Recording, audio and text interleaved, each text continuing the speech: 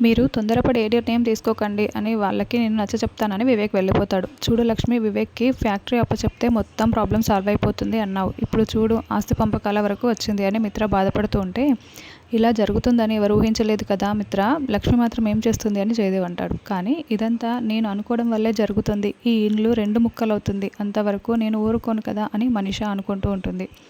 తర్వాత జయదేవ్ ఈ విషయం గురించి ఆలోచిస్తూ కుర్చీలో కూర్చొని ఉంటే అప్పుడే జయదేవ్ దగ్గరికి వచ్చి, తాతయ్య, ఇందాక చిన్ననానమ్మ జాను పిన్ని ఇద్దరూ అమ్మ నాన్నతో గొడవ పడటం చూశాము. భారతంలో కౌరవులు పాండవులు లాగా మనం కూడా విడిపోతామా తాతయ్య? అలా విడిపోతే ఎవరు కూడా సంతోషంగా ఉండరు కదా. మీరు పెద్దవారు కదా తాతయ్య, మీ మాట అందరూ వింటారు కాబట్టి మీరు విడిపోకుండా మీరే చూసుకోవాలి తాతయ్య, మీరే చెప్పండి అని జున్ను లక్కీ చెప్తూ ఉంటారు. అప్పుడే లక్ష్మి అక్కడికి వచ్చి, మీకు స్కూల్కి టైం అవుతుంది కదా, వెళ్ళండి అని పంపించేస్తుంది. పిల్లలు వెళ్ళగానే, ఏంటి మామయ్య గారు మీరు ఇంతలా బాధపడుతున్నారు అని లక్ష్మి అడగడంతో, చూస్తున్నావు కదమ్మా, ఇలాంటి సమయంలో అరవింద ఉంటే అంతా తనే చూసుకునేది. ఇప్పుడు నేను నిస్సహాయుణ్ణి అయిపోయాను కాబట్టి లక్ష్మి, భారతంలో లాగా మన ఇల్లు ముక్కలవ్వకూడదు కాబట్టి నేను నిన్ను చేతులు పట్టుకొని బతిమలాడుతున్నాను. నువ్వే కాపాడాలమ్మా, నువ్వే ఏదో ఒకటి చేసి విడిపోకుండా చూడాలమ్మా.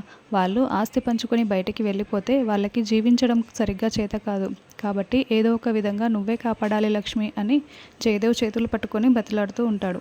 మామయ్య గారు అలా మాట్లాడకండి, ఇది నా బాధ్యత మామయ్య గారు, నేను చూసుకుంటాను, మీరు బాధపడకండి, వెళ్ళి రెస్ట్ తీసుకోండి అని లక్ష్మి చెప్తుంది.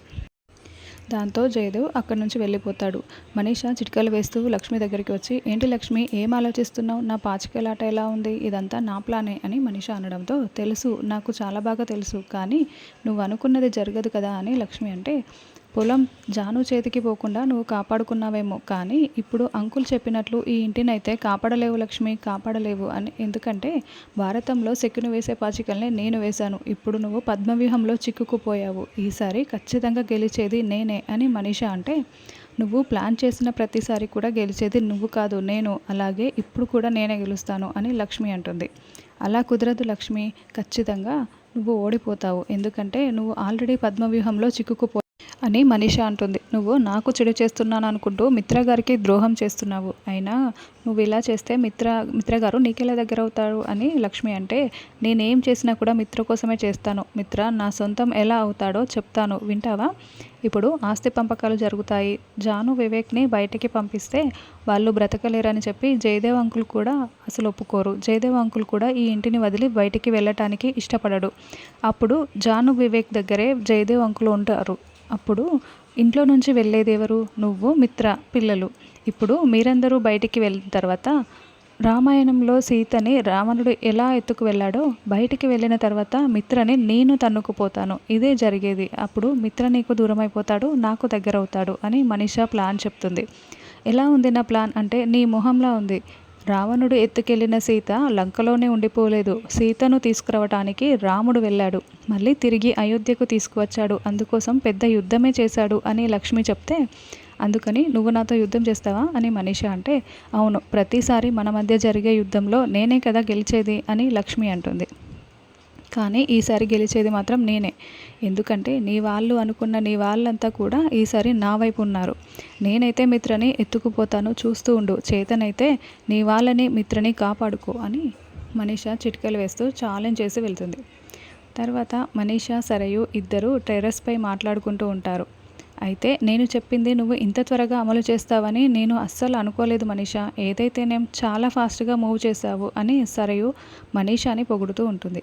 అయినా నువ్వు మా ఇంటిపై ఎలా కన్ను వేశావు అని మనీషా అడుగుతూ ఉంటే, అప్పుడప్పుడు నేను ఇంటి అప్డేట్స్ తెలుసుకుంటూ ఉంటాను కదా, మరి నేను అనుకున్నది సాధించే వరకు ఇలా చేస్తూనే ఉంటాను. ఇప్పుడు వాళ్ళిద్దరి మధ్య నువ్వు చిచ్చు పెట్టావన్నమాట. ఈ పాచిక చాలా త్వరగా పూర్తయిపోవాలి. ఇప్పుడు వాళ్ళ మధ్య ఉన్న గొడవలు కాస్త వాళ్ళ మధ్యలోనే ఉండకూడదు, ఇంటికి కూడా తెలియాలి. నేను అందుకు కూడా ఒక సెటప్ చేశాను అని సరియు అంటుంది. అవునా, ఏంటా సెటప్, ఎలా అని మనీషా అడుగుతుంది.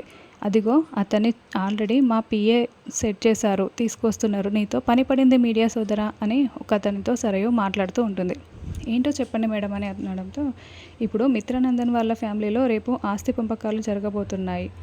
లక్ష్మీనందన్ వల్లే ఆ ఆస్తి గొడవలు పంపకాలు జరిగిపోతున్నాయని మీడియా అంతా కూడా హాట్ టాపిక్గా అయిపోవాలి. ప్రతి ఒక్క న్యూస్ ఛానల్లో, న్యూస్ పేపర్లో కూడా ఈ న్యూస్ రావాలి.